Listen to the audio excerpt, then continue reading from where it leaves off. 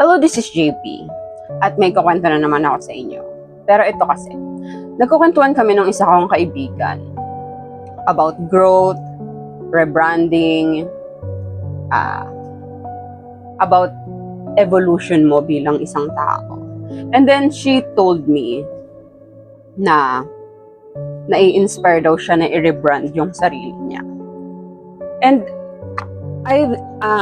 alam ko naman na din na matagal na siya na nag-i-inner work for her to be able to get past that old version of her na stuck sa survival. Sa mental health niya, how she treats other people, how she treats herself, ganon. Tapos, I told her na, syempre, good yun, na maganda yun. And, wag na lang niya ulit papakinggan yung mga tao na nagsasabi sa kanya na it is impossible for her to change herself. Kasi may mga taong nagsasabi sa kanya nun before. Tapos, may shinare ako sa kanyang story ko. And then she told me, bakit nga kaya may mga kaibigan tayo na parang hindi masaya when we are growing? I told her na for me, based on my story, ingay. Siyempre magkakaiba naman tayo. May mga kaibigan talaga tayo na fake friends lang pala. Pero not every friend na nararamdaman nating hindi masaya sa growth natin are fake friends. Yung pagdamay nila sa atin before, yung pagsama nila sa atin nung panahon na nasa ilalim pa tayo or nasa dilim pa tayo, is not fake. Lahat yon totoo. Pero bakit nga ba, halimbawa, dalawa kayong magkaibigan na magkasama kayo during the hardest time in your life. And she stays there or he stays there. Nandun sila, sinasamahan ka nila, dumadamay sila. Sila yung unang taong lumalapit sa'yo kapag may problema ka para bigyan ka ng tulong. But when things change around you, naging mas confident ka, naging mas maganda yung buhay mo, naging mas masaya ka. Bakit kaya hindi mo na nararamdaman yung the same support and pag-hype niya sa'yo? May mga ganun talagang mga tao. And it's not personal. It's not because they hated you or it's not because fake yung mga pagdamay nila before. Sabi ko sa kanya, para kasi sa akin or sa pagkakaintindi ko kasi, how shadow and light works, yung shadow and light within ourselves work. Ganito kasi, possible kasi na nararadiate mo yung, di ba, you move past from being in the shadow of yourself, yung magulong utak mo, yung mental health mo na nakabagsak, yung buhay mo na hindi mo maayos kasi nga magulo yung mental health mo din. Tapos when you started becoming a happier version of you, bakit feeling mo bigla silang nawala sa buhay mo? They just witness you silently, pero hindi mo na nararamdaman yung excitement nila tuwing nagbabalita ka ng mga magagandang bagay tungkol sa'yo. Sinisin na lang nila, hindi ka nila sinusupport sa mga ginagawa mo ngayon, ganyan. And it's not because they hate you. It's not because gusto ka nilang pabagsakin. Again, depende to sa kung sino ba yung mga kaibigan. Kilala nyo naman kung anong klaseng tao kasi yung mga kaibigan nyo. So, in my case, I have those kind of friends lately. Kasi diba, for decades, nasa madilim na space ako eh. So, when I started embracing my light, may mga tao na nawawala sa buhay ko. Hindi totally nawawala, pero you feel na nagbabago yung samahan nyo, yung connection nyo, how you treat each other. Tapos ayun, na-realize ko itong isang bagay na to, na they are not bad, but the light I am radiating pushes their shadow self to face themselves. And syempre, hindi yun comfortable sa feeling ng isang tao na stuck din pala sa own shadow niya. Kapag yung isang tao stuck siya sa version ng siya nung panahon na magkasama kayo sa dilim, it is possible na yung light na niraradiate mo became blinding sa kanya or nakakatakot para sa kanya. Kasi hinahatak siya ng liwanag na yon para harapin yung sarili niyang liwanag.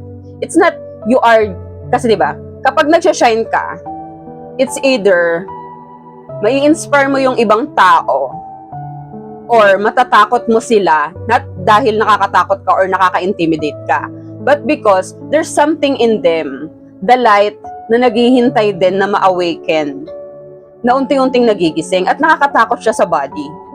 I have experienced that too when I saw someone too shiny for me. At nalampasan ko lang yung discomfort na yon when I sit with that discomfort.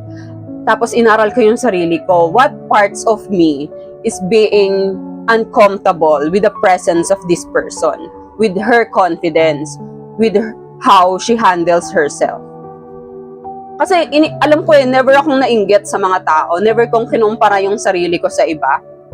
Tapos kapag nagsashine yung mga kaibigan ko, sobrang saya ko, as in genuine yung saya ko. Pero there comes a time na may isa akong kaibigan na hindi ko siya gustong pabagsakin. Masaya ako kung sino siya, kung anong klaseng tao siya.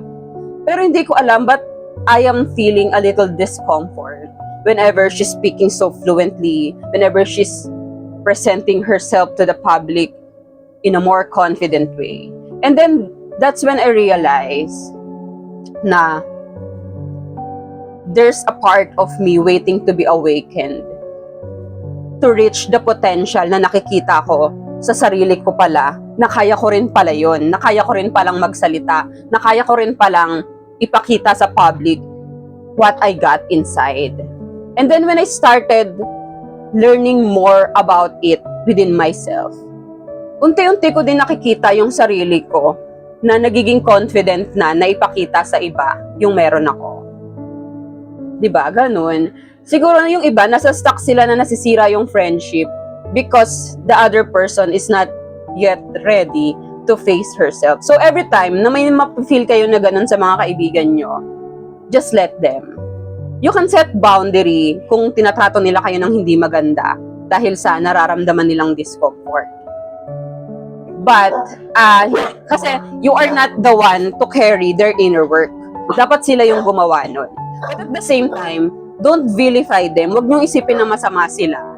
It's just that, yung ginagawa nila or how they project that discomfort within themselves is not a reflection of who you are.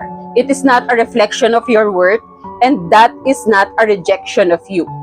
Usually, that is a rejection of themselves. Nire-reject nila yung bahagi ng sila na gusto nang mag-emerge into evolution. Kaya, they keep, alam niyo yun, mas lalo nilang nararamdaman yung discomfort kasi ayaw nilang pansinin yung bahagi nila na hinahatak na sila na kailangan ko nang lumabas. Kailangan mo na na-emit yung part ng sarili mo na yon na gusto nang mag-evolve. At again, hindi ikaw yung magtuturo sa kanila kung paano nila yung imimit. Lahat kasi tayong tao, may kanya-kanya tayong timeline sa pag-awaken ng mga bahagi ng sarili natin na natutulog pa. So let them do their inner work while you continue focusing on your growth. Wag mong hahayaan yung mga saong ganon na i-drag ka pabalik sa kung sino ka dati. Because kapag yung pang-shame, halimbawa, they do it through shame. Kapag sinashame ka nila and you believe na totoo yung sinasabi nila at sineself-shame mo na ulit yung sarili mo, hindi mo na mamimit yung higher self mo na naghihintay sa'yo. Ganun. Ang gagawin mo na lang, every time other people reminds you of who you are before, just tell yourself, hindi mo kailangan patunayan sa kanila, just tell yourself lang na you are grateful for who you are before. Because that version of you is necessary for you to survive in that moment. Kinailangan mo yung version mo na yon kahit para sa'yo, sa present self mo is hindi siya better person. Do not shame her or him. Huwag mo siyang i-shame. Tell her or him na they are the version of you most needed during that time. And this time, you integrate them, not erase them, but integrate them within you. Thank them, be grateful for who they are, but let them know then na they are no longer needed to handle yung manibela ng buhay mo. Because now, you are handling that wheel towards the direction of your higher self. Ayun lang. Laging makikinig sa kung ano ka ngayon at kung ano yung naghihintay sa'yo instead of those voices dragging you back to who you are before. Okay? Yun lang.